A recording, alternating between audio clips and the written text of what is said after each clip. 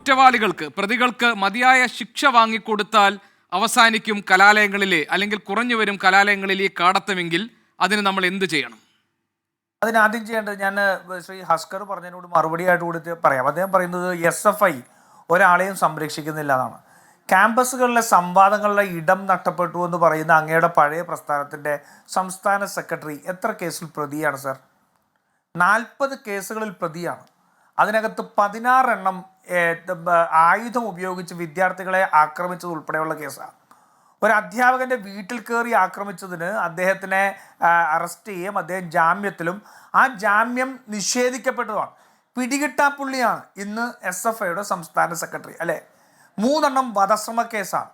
സ്ത്രീകളെ അപമാനിക്കുന്നതുൾപ്പെടെ വിദ്യാർത്ഥികളെ തട്ടിക്കൊണ്ടു പോകുന്ന ഉൾപ്പെടെയുള്ള കേസുകളാണ് ബാക്കിയുള്ളത്. 40 കേസുകളിൽ പ്രതിയായിട്ടിരിക്കുന്ന ഒരു ഹാബിച്വൽ ഒഫൻഡർ സംസ്ഥാന സെക്രട്ടറി ആയിരിക്കുന്ന പാർട്ടി സംഘടനാ സംവിധാനം വെച്ചുകൊണ്ട് ഈ കേരളത്തിലെ ക്യാമ്പസുകളെ അക്രമമുക്തമാക്കാൻ കഴിയുമെന്ന് അങ്ങ് വിശ്വസിക്കുന്നുണ്ടോ?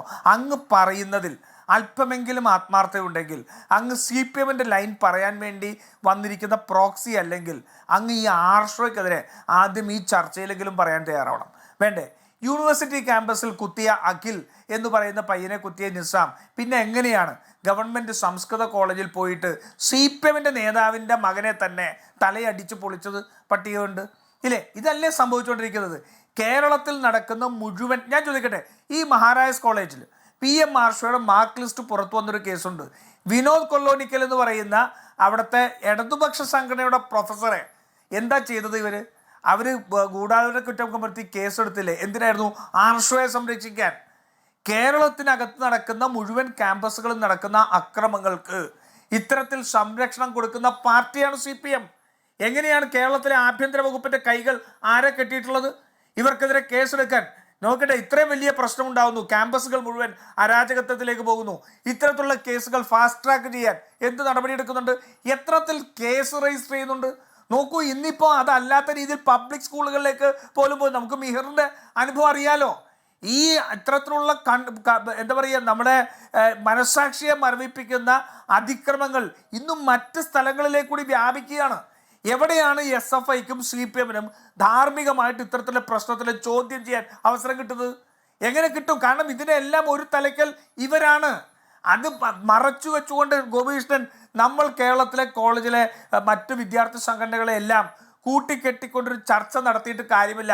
ഇത് പ്രതിരോധിക്കണമെങ്കിൽ ഈ നാട്ടിലെ സ്ത്രീകൾ രംഗത്തിറങ്ങണം, അമ്മമാർ രംഗത്തിറങ്ങണം. നേരത്തെ പറഞ്ഞല്ലോ, ഈ രാഷ്ട്രീയ പാർട്ടികളല്ല, പൊതുജനം പുറത്തിറങ്ങണം എന്ന് പറഞ്ഞല്ലോ. അമ്മമാർ രംഗത്തിറങ്ങണം, ചൂലുമായി ഇറങ്ങണം. ഇവരുടെ മുന്നിൽ ചെന്ന് നിന്ന് ഈ പറയുന്നവരെ അവരുടെ മുന്നിലിട്ട് കൈകാര്യം ചെയ്തെങ്കിൽ മാത്രമേ, അല്ലെങ്കിൽ അവരെ പ്രതിരോധിച്ചെങ്കിൽ മാത്രമേ നടക്കുന്നത്. കാരണം KSUO കോൺഗ്രസോ അല്ലെങ്കിൽ മറ്റേതെങ്കിലും രാഷ്ട്രീയ സംഘടനകളോ ഇത് സംബന്ധിച്ച് പറഞ്ഞാൽ അതിനെല്ലാം രാഷ്ട്രീയമായി പ്രതിരോധിക്കും. അതല്ല, കേരളത്തിലെ പൊതുജനങ്ങൾ പുറത്തിറങ്ങേണ്ട സാഹചര്യത്തിലേക്ക് വരിക. സ്വന്തം മക്കളെ കോളേജുകളിലേക്ക് ഈ നരാധവന്മാരെ പേടിച്ച് വിടാൻ കഴിയാത്ത സാഹചര്യമാണ്. അത്രയും വലിയ പൈശാചികമായിട്ടുള്ള, നോക്കൂ, ക്രൂരത, റാഗിങ് എന്നൊക്കെ പറയാം, അല്ലെങ്കിൽ ഒരു സംഘർഷം എന്ന് പറയാം. ഇത്തരത്തിൽ ക്രൂരത എങ്ങനെ കാണിക്കാൻ കഴിയും? ഈ ക്രൂരത കാണിക്കുന്നതിൻ്റെ മനോവികാരം മറ്റൊന്നുമല്ല, ക്യാമ്പസുകളെ ഭയപ്പെടുത്തി തങ്ങളുടെ രാഷ്ട്രീയ അപ്രമാദിത്വം സ്ഥാപിക്കാൻ വേണ്ടി നടത്തുന്ന ഒരു ഫാസിസ്റ്റ് രീതിയാണ്. ആ ഫാസിസ്റ്റ് രീതിയിലൂടെ പിറന്നു വരുന്ന കൊലയാളികൾ അല്ലെങ്കിൽ ഇത്തരത്തിലുള്ള കുറ്റവാളികൾ CPMൻ്റെ മുതൽക്കൂട്ടാണ്. 63 പേരെ കാപ്പ കേസിലെ പ്രതികൾ ഉൾപ്പെടെ സ്വീകരിച്ചത് 2 മക്കളുടെ അമ്മയായ വീണ ജോർജ. മറക്കരുത്. ഈ പാർട്ടിക്കകത്തുള്ള സ്ത്രീകളുടെ പോലും മനോഭാവം നോക്കണം. അവസാനം അവരെ ഇപ്പം നാട് നടത്തി 63 ക്രിമിനലുകളെ രാഷ്ട്രീയത്തിന് വേണ്ടി കൈ നീട്ടി സ്വീകരിച്ചു 2 മക്കളുടെ അമ്മ. ഇത്രയേ ഉള്ളൂ ഇവരുടെ എല്ലാം ധാർമ്മിക ബോധം.